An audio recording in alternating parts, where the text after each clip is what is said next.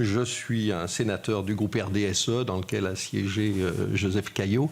Moi, j'avais l'impression quand même que l'impôt progressif sur le revenu, ça permettait aux parents les plus aisés de payer plus d'impôts et de contribuer davantage, et aux élèves, aux étudiants qui bénéficiaient après de hauts revenus grâce à leur formation, de payer aussi plus d'impôts et de rembourser une partie de la dette. Alors, et j'ai l'impression que vous souhaitez encore rajouter, je ne sais pas, ça ne fonctionne vraiment pas l'impôt sur le revenu.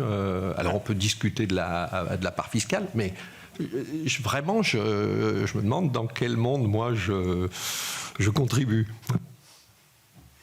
Non, mais le débat est ancien. Vous avez noté que ma stratégie, c'est de dire, si vous tenez tant que ça l'impôt sur le revenu, fair enough, mais alors il faut faire Bienvenue en France. Ça, c'est sûr.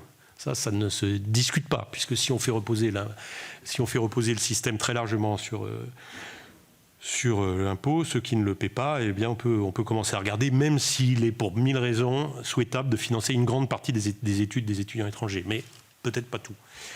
Bon, pour le reste, vaste débat qui est un débat intéressant et technique. Il est vrai que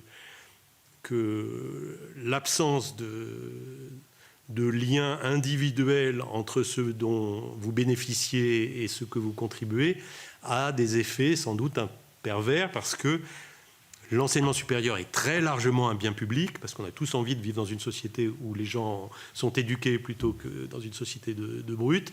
Néanmoins, tout le monde n'en bénéficie pas de la même manière, et je ne suis pas certain que, mais c'est un débat que je laisse à la sagesse des sénateurs, je ne suis pas certain que l'impôt sur le revenu soit de nature puisse compenser complètement ces effets-là.